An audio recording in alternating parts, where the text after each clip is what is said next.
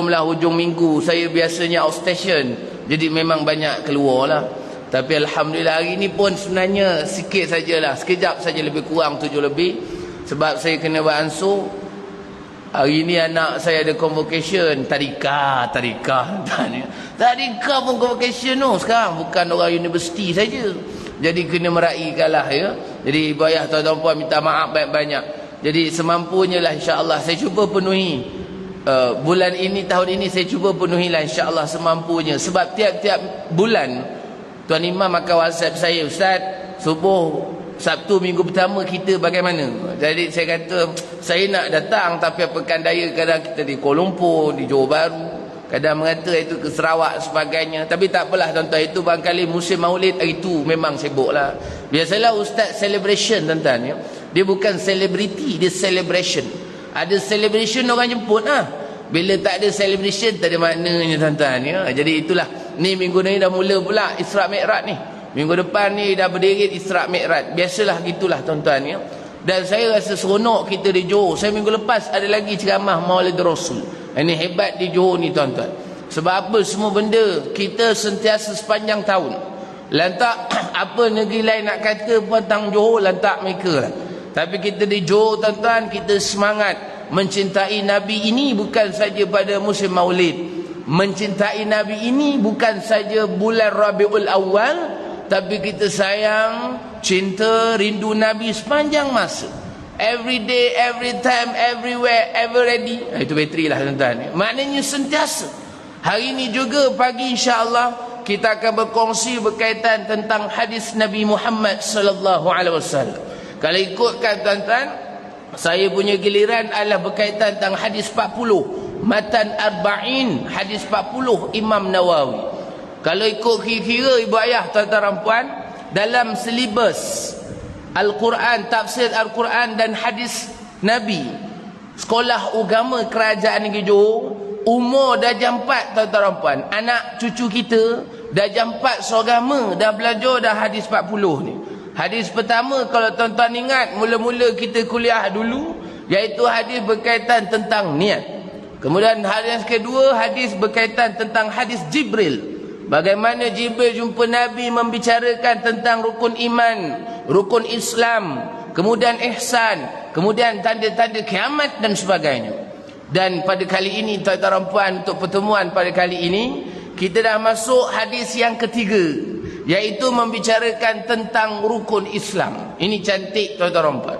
Hadis 40 Imam Nawawi ini dia ulang kaji saja. Saya yakin tuan-tuan dan puan, ibu ayah depan saya ni biasa dah. Barangkali dekat rumah pun mungkin ada hadis 40 ni.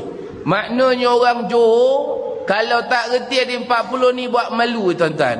Itu sebab bila kerajaan federal nak buat pendidikan anak-anak berkaitan tentang hadis 40 Imam Nawawi, kita orang Johor tak pelik sangat. Sebab kita dah biasa dah.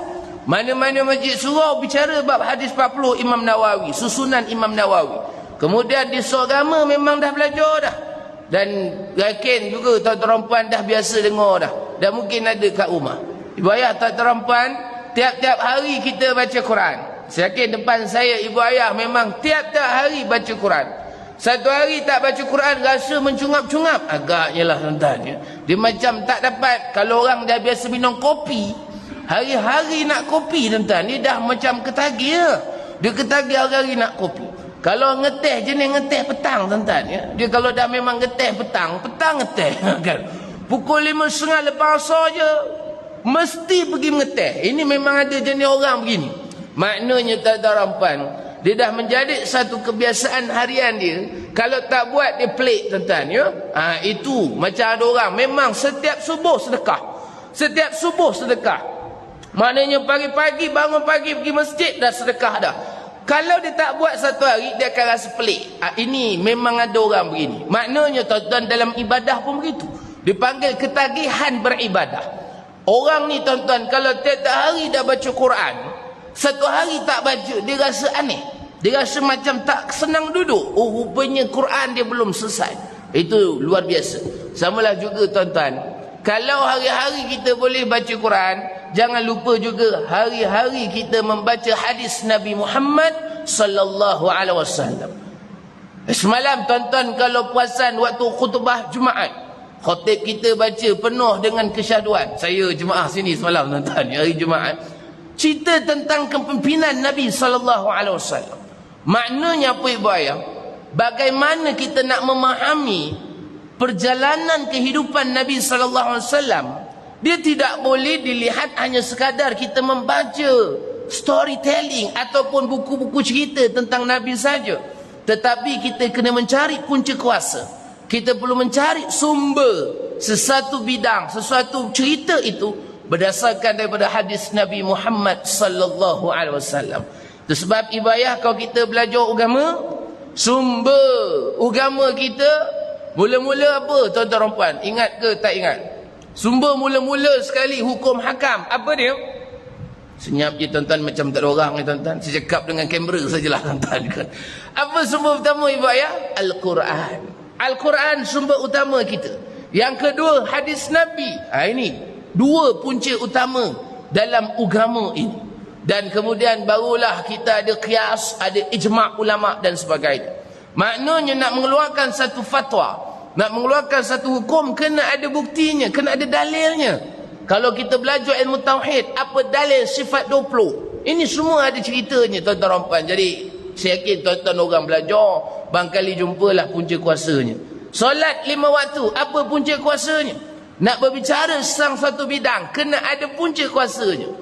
Kalau hatta dalam bidang undang-undang dan sebagainya, kita memang ada punca kuasa dan sebagainya. Jadi itu sebab ibu ayah tuan-tuan dan puan, hadis Nabi ini adalah antara sumber dalam agama yang sangat penting selepas Al-Quran.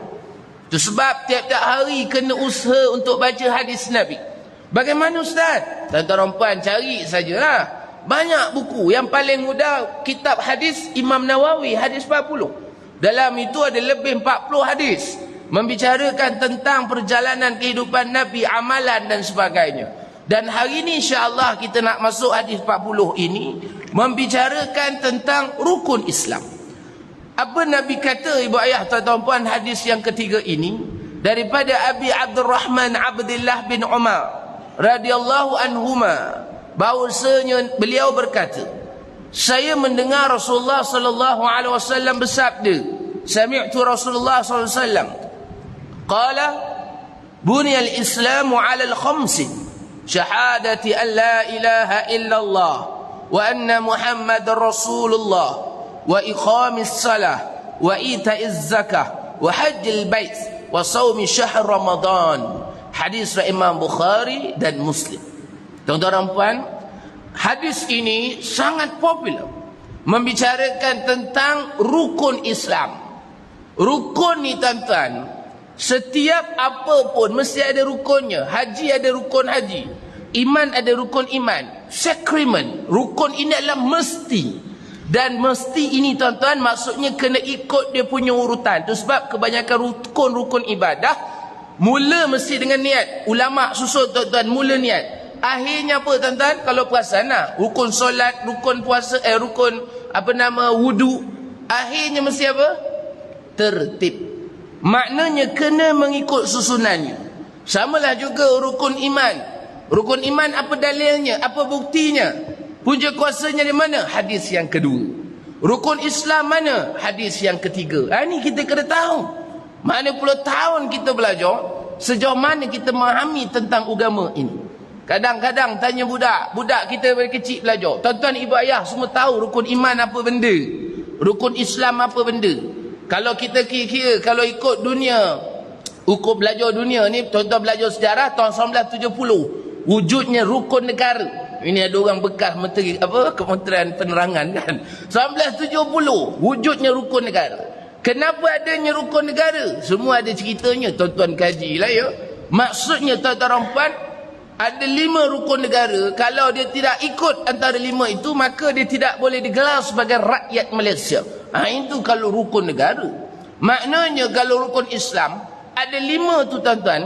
Kalau kita tak usaha untuk buat 5 tu, maka na'udzubillah min zalik, kita takut bukanlah dia tidak, tetapi kita takut kita tidak dapat memenuhi pengisyrahan kita sebagai orang Islam. Itu sebab ibu ayah tuan-tuan puan, Rukun Islam yang pertama apa dia? Ini kita nak tengok hadis ini. Ini kita belajar tuan-tuan ya. Apa Nabi kata daripada Abi Abdurrahman Abdullah bin Umar radhiyallahu anhuma. Beliau berkata, saya mendengar Rasulullah sallallahu alaihi wasallam bersabda. Apa Nabi kata? Bunyal Islamu ala khamsin. Islam dibina atas 5 perkara. Tuan-tuan, ini rukun Islam. Pertama, apa dia Nabi kata? Bersaksi bahawa tiada Tuhan yang berhak disembah melainkan Allah dan Nabi Muhammad utusan Allah. Mendirikan solat, menunaikan zakat, melaksanakan haji dan berpuasa di bulan Ramadan. Hadis Imam Bukhari dan Muslim. Tuan-tuan puan, hadis ini matannya ini sangat cantik dan mudah untuk difahami. Semua orang tahu, tak payah cerita. Maknanya daripada kecil sekolah agama dulu kita dah belajar dah. Rukun iman, rukun Islam. Kalau anak saya belajar sekolah tadika, konon-konon sekolah tadika cakap orang putih lah, saya pun tak faham. 5 pillars of Islam. Mana 5 rukun Islam. First, syahadah apa benda? Saya pun tak faham lah tuan-tuan. Ni di sekolah kan. Kita hantar sekolah Islamic school. Jadi memang dia cakap orang putih lah. Balik dengan saya tak faham saya. Dia cakap dengan mak dia lah. Nak cerita apa ibu ayah tuan-tuan puan? Daripada tadika dah belajar rukun Islam. Sekolah rendah belajar rukun Islam. Sekolah agama belajar rukun Islam. Masuk sekolah menengah, ulang lagi rukun Islam. Habis sampai universiti, belajar lagi dalam titas tamadun Islam. Barangkali mungkin sambung peringkat ijazah, sarjana muda bagai-bagai. Mungkin ada belajar tentang etik dan sebagainya, ada kaitan rukun Islam. Kemudian pencen, duduk masjid, belajar lagi rukun Islam. Ada pula yang kata, dah lah ustaz, tak payahlah, rukun Islam kita orang semua dah tahu, tak payah ajar lah. Tuan-tuan, harus kita faham, setiap fasa kehidupan kita ini, pemahaman dan penerimaan kita berbeza-beza. Contoh, tuan-tuan belajar rukun iman. Rukun iman yang kelima apa dia? Yang keenam apa dia tuan-tuan puan? Beriman kepada qada dan qadar Allah.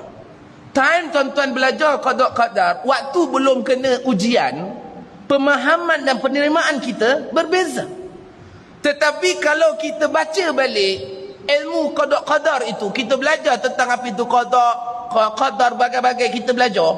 Waktu sedang dalam ujian, mihnah dan sebagainya, kita akan rasa macam, ya Allah, luar biasa ilmu ini. Percayalah tuan-tuan puan. Itu sebab pemahaman manusia berbeza-beza dan penerimaannya juga berbeza-beza melihat kepada kondisi dan keadaan kita pada waktu itu. Ini harus kita faham. Itu sebab ibu ayah, belajar rukun Islam ini daripada kecil dah belajar dah. Tetapi waktu usia kita umur 20 tahun, 40 tahun, 50 tahun, 70 tahun, pemahaman kita ini akan berbeza dan peningkatan ini akan berlaku. Waktu kecil belajar rukun Islam hanya sekadar surface. Macam tuan-tuan lah, belajar sifat 20 bagi Allah. Dulu waktu saya kecil-kecil keluar kat TV selalu, Allah wujud kidam baqa kidam baqa mukhalafatuhu lil hawadis qiyamuhu bi nafsihi wahdaniyah. Kita nyanyi, wah faham. Seronoklah menyanyi. Sifat 20 wajib apa? Kita mau nyanyi. Wujud sampailah mutakalliman. Seronok. Tetapi ibu ayah tuan-tuan puan, waktu kita belajar sekarang ini, kita baca pula makna dia. Allah wujud kidam baqa ada kita baca. Sedia ada bagai-bagai.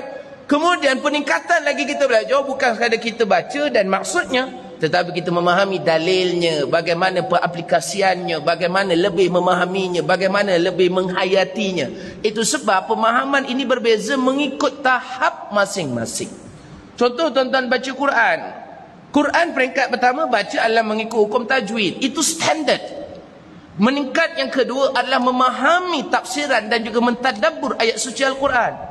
Kalau dah boleh tadabbur, boleh menghayati, mungkin tuan-tuan belajar pula bahasa Arab, harfin min harfin, huruf demi huruf. Memang ada harfiah, bahasa Arab harfiah. Dia nak memahami Al-Quran dengan bahasa Arab harfiah, belajar. Talaki musyafah, cari tok guru belajar. Kemudian barulah peningkatan sikit dengan taranumnya. Dengan barulah tingkat lagi belajar dengan apa qiraatnya, qiraat sabi', 7 qiraat bacaan-bacaan. Itu sebab jangan pelik kalau kita pergi satu kawasan, imamnya belajar tentang qiraat, wadduha dia jadi imam lah, wadduha. Jangan pelik, itu ilmu. Itu sebab ibu ayah tuan-tuan puan, pemahaman seorang ini berbeza-beza melihat kepada tahap pemikirannya. Itu sebab bila kita meningkat lagi belajar, kita akan rasa lagi bodoh. Kalau rasa belajar lagi pandai, maknanya problem dengan ilmu kita. Na'udzubillah min zalik. Saya tengah sambung ni tuan-tuan, bila lagi belajar rasa lagi bodoh. Rasa macam, ya Allah, kenapalah aku tak reti. Kita dengar ceramah ni, saya cerita, tak tahu pernah cerita ke tak. Kita kuliah, kita ceramah, semua orang dengar kita bercakap. Tak dengar lantak dia. Kalau dalam TV saya bercakap depan kamera tuan-tuan, lantak orang dengar ke tak kan, yang penting kita bercakap. Kita menyampaikan dakwah. Tapi bila sambung belajar ni tuan-tuan, saya buat full research, penyelidikan penuh sama master ni. Kita bentang je kolegium tuan-tuan. Ada je salah kita. Menyirap betul tuan-tuan ya. Itulah belajar. Maknanya salah itu adalah kunci untuk mendapat sesuatu kefahaman. Maknanya kita belajar. Ada je salah. Ustaz kena betulkan analisa ustaz ni kena betulkan. Ustaznya objektif ni perlu cantikkan. Stres tu. Tapi itulah belajar tuan-tuan. Mujahadah. Itu sebab orang belajar ini dahsyat tuan-tuan ya. Ibu ayah kalau ada rezeki lebih, sumbanglah kepada anak-anak yang nak sambung belajar. Paling mudah macam mana? Pergi je Majlis Agama Islam Johor. Infak je, wakaf aja, ataupun bayarlah zakat di Maish tuan-tuan. Percayalah, Maish akan salurkan kepada anak-anak yang sambung belajar. Hari tu tuan-tuan, Datuk Mufti bersama dengan Esko Agama dan sebagainya, mereka pergi bersama dengan wakil daripada Amat Berhormat Mufti Besar, pergi ziarah para pelajar kita yang belajar di Mesir. Dan daripada duit zakat yang kita bayar, tuan-tuan bayar semua tu, dia salurkan terus kepada mereka yang belajar. Ini penting tuan-tuan puan. Jadi bayar saudari, pemahaman manusia berbeza-beza. Daripada matan hadis ini mungkin simple, kita faham 5 binaan Islam Nabi kata. Tetapi sebelum kita nak bicara dan juga huraian berkaitan tentang matan hadis ini, suka untuk saya membicarakan tentang biografi ringkas perawi hadis ini. Perawi hadis ini tuan-tuan, Abdullah ibnu Umar radhiyallahu anhuma. Abdullah ibnu Umar, maknanya dia anak siapa tuan-tuan? Anak siapa ibu ayah? Ya, anak Saidina Umar. Ini panjang ceritanya. Ibnu Umar ni antara yang popular. Dia anak muda yang hebat pada zaman Nabi. Jadi sebelum kita nak baca matan hadis ini, mari kita sama-sama kenal dulu siapa perawi hadis ini. Nama beliau ialah Abdullah bin Umar bin Nufail bin Abdul Uzzah bin Riyah bin Abdullah bin Qas bin Razah bin Adi bin Ka'ab bin Lu'ay. Tambahan pula nasab Abdullah bin Umar berhimpun dengan nasab Nabi SAW pada Ka'ab sebagaimana bapanya. Mana Ka'ab ini keturunan Nabi lah, atuk-atuk moyang Nabi, mana dia susun salur dia sama dengan Nabi. Kunyah beliau ialah Abu Abdurrahman, sebagaimana yang dinyatakan dalam kitab At-Tarajim bagi sahabat. Antaranya yang ditulis oleh Ibnu Hajar, beliau ialah anak kepada khalifah kedua umat Islam, iaitu Sayyidina Ibnu Al-Khattab, Sayyidina Umar Ibnu Al-Khattab. Jadi dia ni dalam kitab itu tuan-tuan mengatakan bahawa beliau ialah anak kepada khalifah kedua umat Islam, iaitu Sayyidina Umar. Jadi maknanya bagaimana beliau ni hebat sebab daripada bapaknya yang hebat. Ini harus kita faham.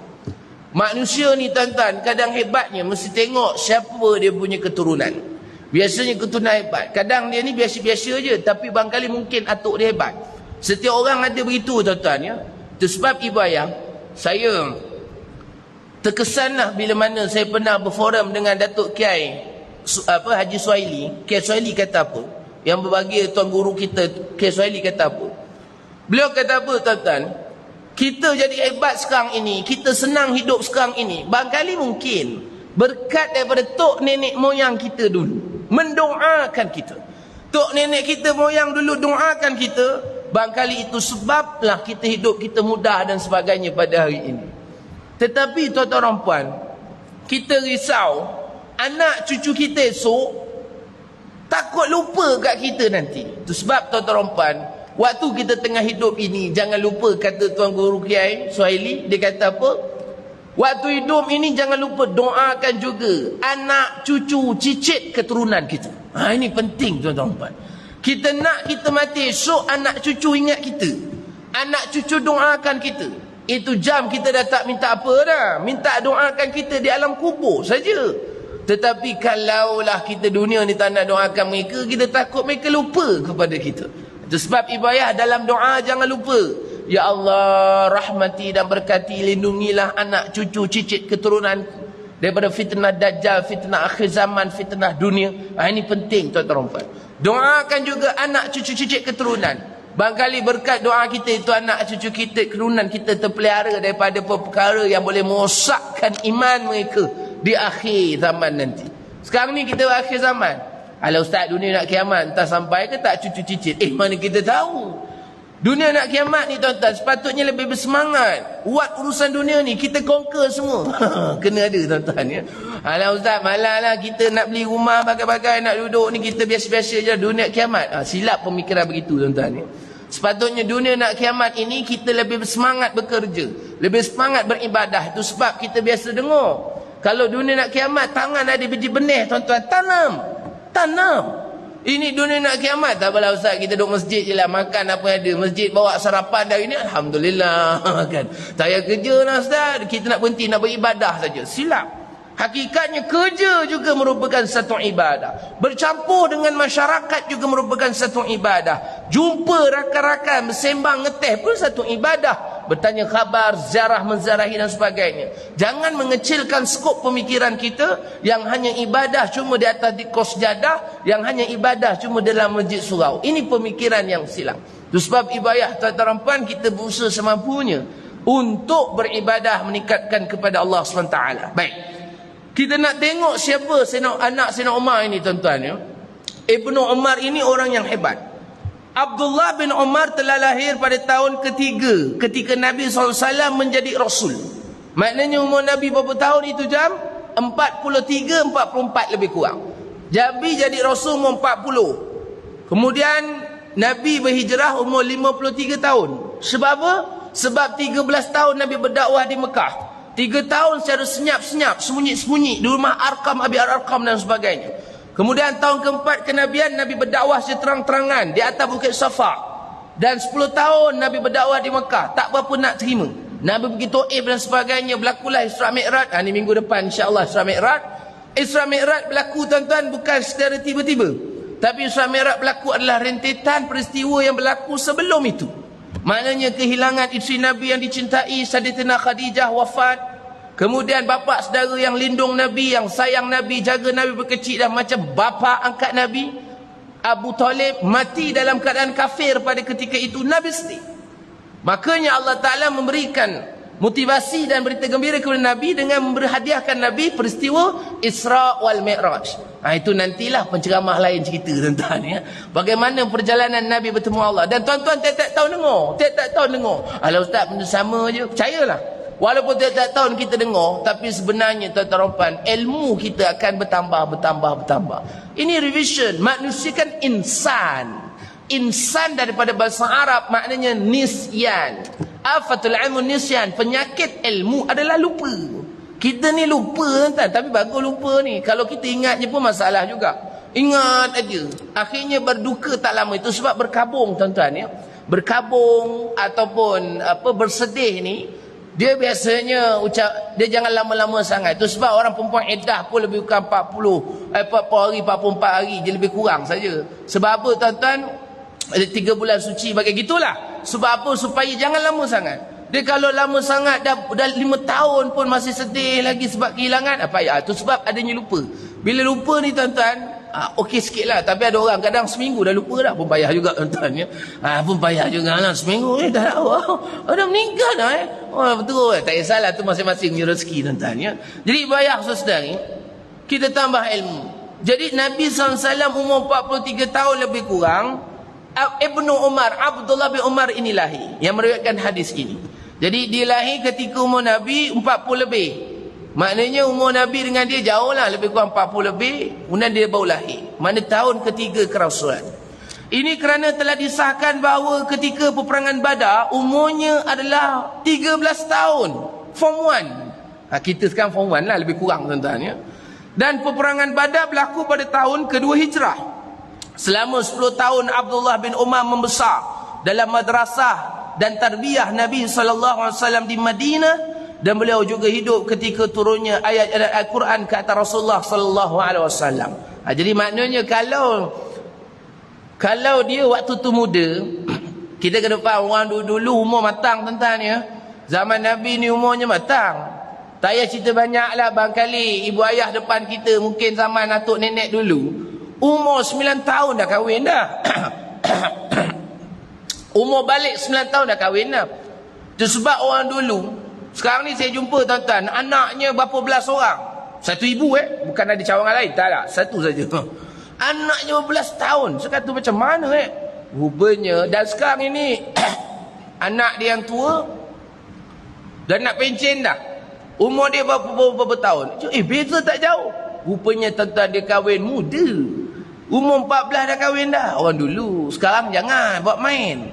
Sekarang kalau nak kahwin bawah umur boleh, tapi kena ada rekod tuan-tuan ni, kena jumpa law, ada legalnya, ada undang-undangnya. Tuan-tuan pergi mahkamah syariah, kebenaran mak bapak, kebenaran mahkamah dan sebagainya. Panjanglah, tak ada masalah.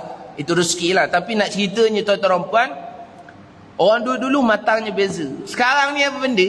Budak 12 tahun, cucu tuan-tuan perempuan, ibu ayah. 12 tahun mandi bogil lagi keluar bilik air. Agak je lah tuan-tuan kan. Mencecek dia lagi keluar bilik air. La ilaha illallah. Ini budak sekarang ni kena pergi pendedahan ni. Sekarang ni tuan-tuan, dia orang ni macam tak tahulah, umur 12 tahun pun macam aneh-aneh tuan-tuan ni. Orang dulu 12 tahun barangkali dah matang dah. Budak sekarang ni lambat matang ni tuan-tuan. Tak tahu faktor apa. Faktor masa, faktor makanan, wallahu a'lam. Tuan-tuan kajilah ya. Jadi ibu ayah saudari, waktu umur dia 13 tahun, dia turuti dalam perang Badar. Jadi maknanya usia dia membesar dengan Nabi SAW. Jadi dia ni bukan sahabat Nabi yang biasa-biasa. Sahabat Nabi anak muda yang hebat, dan bapaknya pun orang hebat. Disebabkan ayahnya seorang yang sangat rapat dengan Nabi SAW, dan kakaknya merupakan salah seorang isteri kepada Nabi SAW. Hal ini membuatkan beliau, maknanya dia ni macam ada ipar Nabi ya. Hal ini membuatkan beliau begitu hampir dengan Nabi Muhammad SAW, walaupun usianya pada ketika itu sangat muda dan remaja. Maknanya tuan-tuan puan, Ibnu Umar ini seorang yang muda, remaja, dan dia sangat rapat dengan Nabi, menyebabkan tuan-tuan kalau rajin baca hadis Nabi, tuan-tuan akan banyak jumpa nama Ibnu Umar ni. Abdullah bin Umar, daripada Abdullah Ibnu Umar, Abdullah bin Umar. Abdullah Umar ni banyak meriwayatkan hadis Nabi. Sebab apa?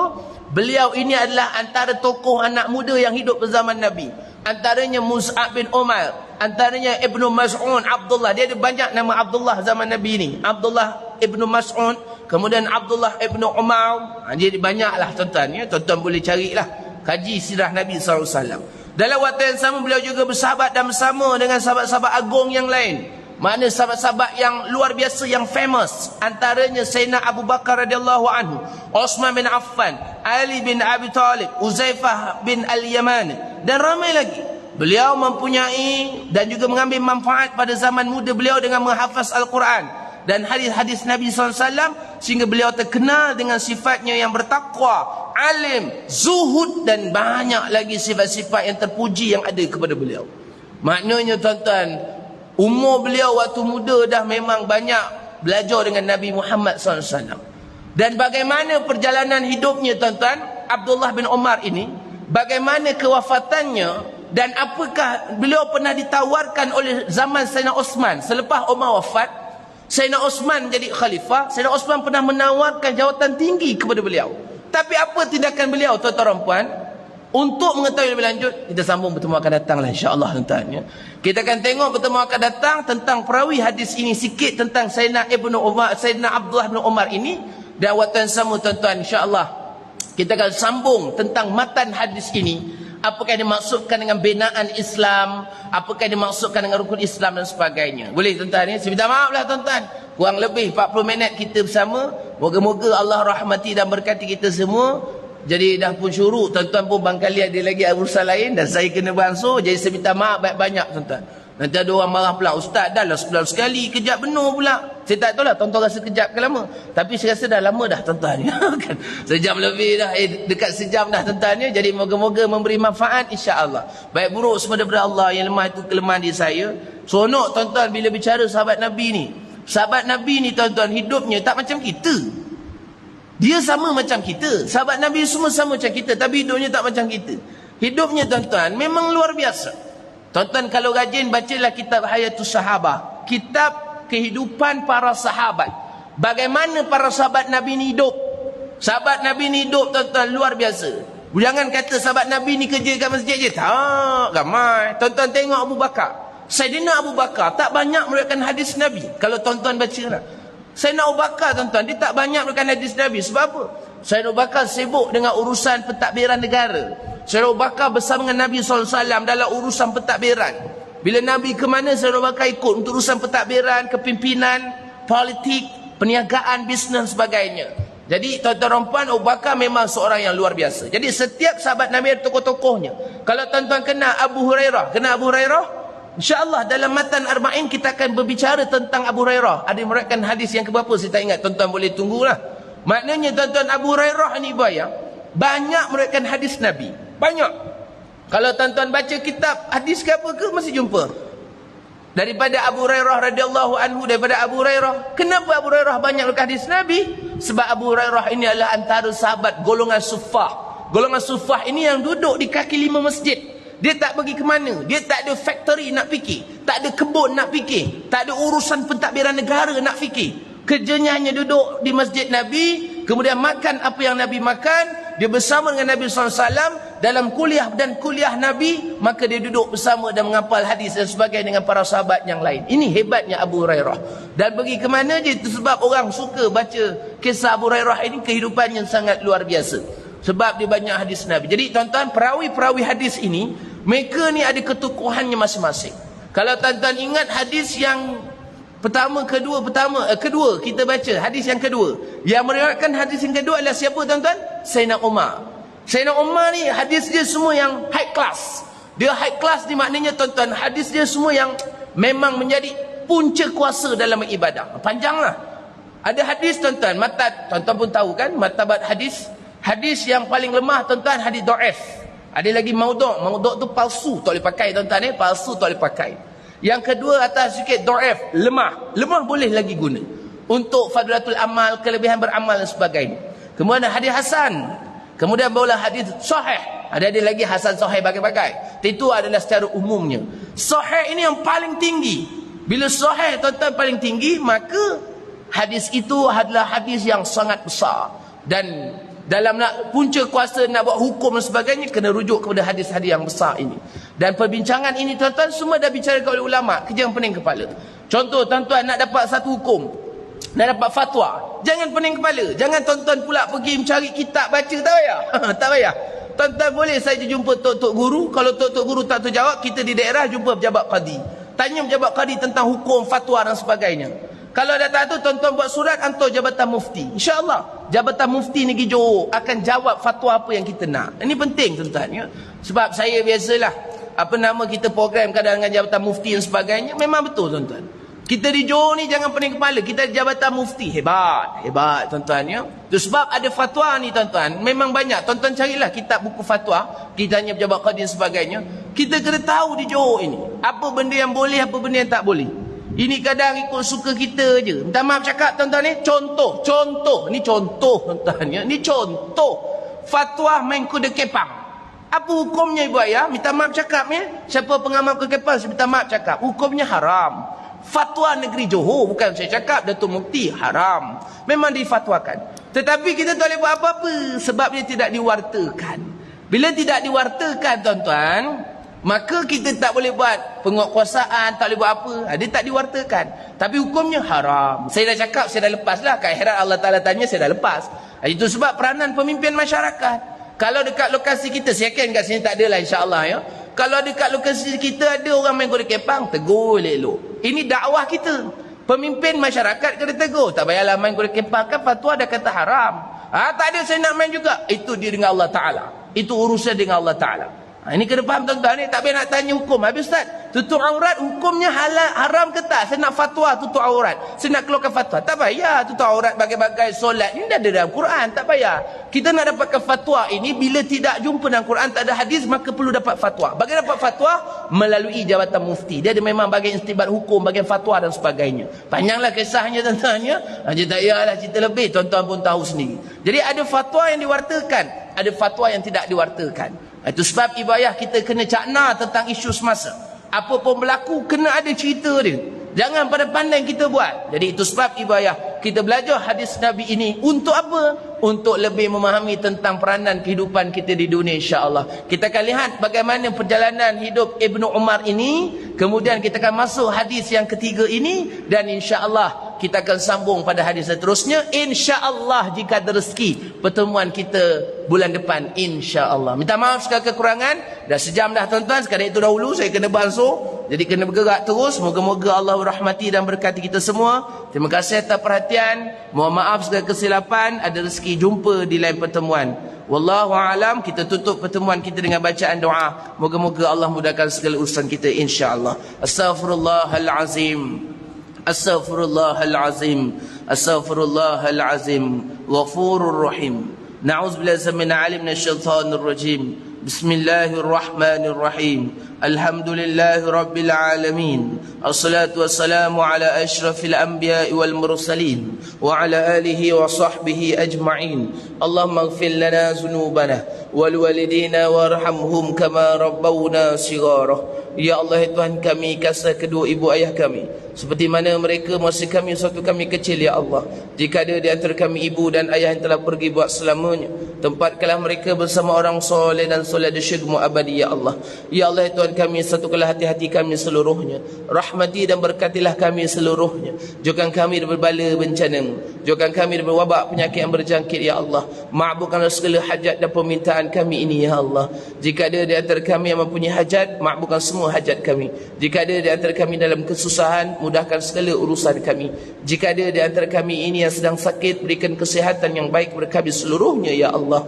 Makbulkan segala hajat dan permintaan kami ini, ya Allah. Rabbana hablana min azwajina wa zuriyatina qurrata a'yun waj'alna lil muttaqina imama. Allahumma ansur Islam wal mu'minin wal mujahid fil Palestin wa fil Gaza fi Johor wa fi Malaysia wa fi kulli makan wa kulli zaman.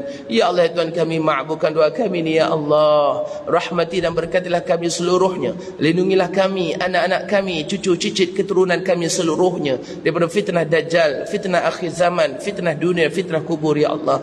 Allahumma barik lana fi Rajab wa Sya'ban wa balighna Ramadan. Rabbana atina fid dunya hasanah wa fil akhirati hasanah wa qina azabannar wa qina azabannar wa qina azabannar. Ya Allah, Tuhan kami, mudahkan urusan kami, ya Allah, untuk mendalami ilmu-Mu, ya Allah, untuk mendalami ilmu hadis Nabi sallallahu alaihi wasallam. Moga-moga dalam penghayatan kami tentang hadis Nabi ini, ya Allah, dan juga kisah para sahabat ini, ya Allah, memudahkan urusan kami untuk mendapat syafaat Nabi Muhammad sallallahu alaihi wasallam di akhirat nanti. Wa sallallahu ala sayyidina Muhammad wa ala alihi wa sahbihi wa sallam. Walhamdulillahi rabbil alamin. Amin amin rabbal alamin. Moga-moga Allah rahmati dan berkati kita semua. Terima kasih atas perhatian. Mohon maaf kesilapan. Ada rezeki jumpa dalam pertemuan. Salam Isra wal Mi'raj. Ingat tuan-tuan, kita dah masuk penghujung bulan Rejab. Ingatkan anak, bini, cucu, cicit, menantu, mentua kita, jangan lupa untuk qada puasa yang belum qada. Ingat tuan-tuan, bulan Rejab kurang lebih sebulan, insya-Allah kita akan bertemu. Bulan yang kita tunggu itu bulan Ramadan Al-Mubarak. Jadi siapa yang belum ganti puasa lepas, gantilah puasa sementara yang ada. Banyakkan puasa. Moga-moga Allah rahmati berkati kita semua. Salam Isra Mi'raj. Dan insya-Allah kita akan masuk bulan Sya'ban. Dan insya-Allah bulan kita tunggu adalah bulan Ramadan. Wallahu a'lam. Moga-moga Allah berkati kita semua. Aqulu qawli hadza wa astaghfirullahal azim li wa lakum. Assalamualaikum warahmatullahi wabarakatuh. Wallahu a'lam. Terima kasih.